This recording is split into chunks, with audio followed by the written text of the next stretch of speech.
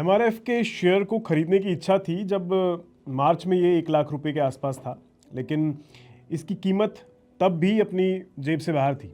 ये शेयर इतना महंगा जो है, लेकिन सोचिए अगर मार्च में इसका थोड़ा सा भी पार्ट खरीद लिया होता तो आज ये शेयर 1.5 लाख रुपए के ऊपर ट्रेड कर रहा है। तो सोचिए कितना फायदा होता है ना। अब आप सोच रहे होंगे कि क्या कह रहे हो यार, अगर एमआरएफ का शेयर क्या छोटे छोटे हिस्से में बाजार में बिकने के लिए आएगा। अब आप सही सोच रहे हैं, लेकिन ये हो सकता है कैसे, चलिए समझते हैं आज इस पूरे मुद्दे को कि आखिर एक महंगा शेयर आपको छोटे से पार्ट में भी कैसे मिल सकता है। दरअसल सरकार कॉर्पोरेट लॉ अमेंडमेंट बिल 2025 लाने जा रही है, जिसका मकसद ही ये है कि छोटे निवेशक महंगे शेयरों में निवेश कर सके, लेकिन उसके पूरे शेयर को खरीदने की जरूरत नहीं पड़ेगी, बल्कि इस बिल के तहत फ्रिक्शनल शेयर्स को कानूनी मान्यता दी जाएगी, जिससे छोटे निवेशक महंगे शेयर के छोटे छोटे हिस्से खरीद सकेंगे। इससे निवेशक की पहुंच बढ़ जाएगी और ज्यादा लोग शेयर बाजार में हिस्सा बन सकेंगे।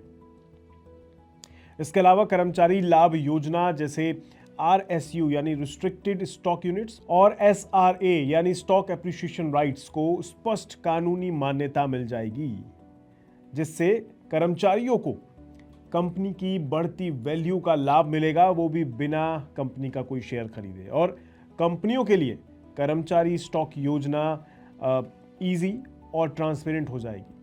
माना जा रहा है कि इस बिल के आने से भारत में घरेलू निवेश बढ़ जाएगा और भारतीय बाजार और ज्यादा मजबूत हो जाएगा। अगर आप फ्रिक्शनल शेयर्स नहीं समझे तो मैं आपको बता दूं, फ्रिक्शनल शेयर्स का मतलब होता ही है कि आप एक शेयर का पूरा हिस्सा नहीं बल्कि उसका एक छोटा भाग खरीद सकते हैं। मान लीजिए किसी कंपनी का एक शेयर 10,000 रुपए का है, तो छोटे निवेशक के लिए इतना पैसा एक बार में देना शायद मुश्किल हो। अब अगर फ्रिक्शनल शेयर्स कानूनी रूप से मंजूर हो जाते हैं तो वे निवेशक 10,000 रुपए की जगह 1,000 या फिर उससे भी कम में उस शेयर का एक छोटा सा हिस्सा खरीद पाएगा।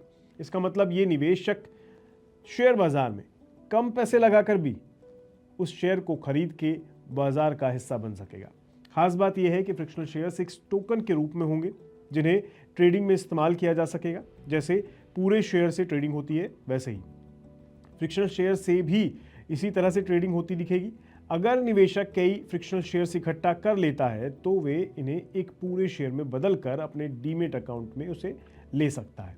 इससे सबसे बड़ा फायदा ये होगा कि निवेशक अपने पैसे को छोटे हिस्से में डिवाइड करके अलग अलग कंपनियों में निवेश कर सकेंगे, जो जोखिम को भी कम करने में मदद करेगा, साथ ही उनकी बाजार हिस्सेदारी भी बढ़ाएगा। आज बाजार में भारत में रिटेल निवेशक की भागीदारी काफ़ी तेज़ी से बढ़ रही है। ये कोई बात छुपी हुई नहीं है, लोगों से सबको मालूम है।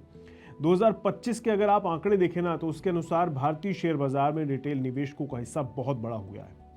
2025 तक देश में डीमेट खातों की संख्या लगभग 19.4 करोड़ हो गई है, मतलब लगभग 20 करोड़ के ऊपर है। और पिछले 5 साल में रिटेल निवेशकों ने लगभग 3.82 लाख करोड़ रुपए का नेट निवेश किया है। इसमें भी आईपीओ समेत कुल निवेश 5 लाख करोड़ रुपए से भी ज्यादा का हो रहा है। हालांकि 2025 में कुछ महीनों में रिटेल निवेशकों ने बाजार से निकासी भी की है, लेकिन कुल मिलाकर इनका योगदान बाजार में एक महत्वपूर्ण भूमिका बनाए हुए है अपना, और काफी इंपॉर्टेंट कड़ी बन चुका है ये बाजार के लिए। एनएसई के आंकड़ों के आधार पर फाइनेंशियल ईयर 2026 के पहले 7 महीनों में कुछ महीनों में रिटेल निवेशक नेट सेलर बने हैं, लेकिन वे अभी भी बाजार के बड़े खिलाड़ी हैं। इस हिसाब से कहा जा सकता है कि रिटेल निवेशकों ने भारतीय शेयर बाजार में लाखों करोड़ों रुपए का निवेश किया है और उनका आकार बाजार में एक इम्पॉर्टेंट प्रभाव डालता है। वे भारत की इक्विटी मार्केट का एक बड़ा हिस्सा बन चुके हैं, जो बाजार की लिक्विडिटी और निवेश के अवसरों को बढ़ावा देते हैं। और ये जो बिल रिटेल निवेशकों के लिए लाया जा रहा है, वो उनकी भागीदारी को और ज्यादा बढ़ाने में एक इम्पॉर्टेंट पड़ाव साबित हो सकता है। तो आपको क्या लगता है, क्या ये बिल आने से रिटेल निवेशकों के लिए फायदेमंद होगा? अगर आप एक रिटेल निवेशक हैं तो क्या आप इस तरीके से महंगे शेयरों में निवेश करना पसंद करेंगे? अपना कमेंट सेक्शन जो बॉक्स है यूट्यूब का, उसके अंदर आप हमारे को इसका रिप्लाई ज़रूर करिएगा। ऐसे ही और खबरों के लिए बने रहे हमारे साथ, देखते रहिए मनी 9। नमस्कार।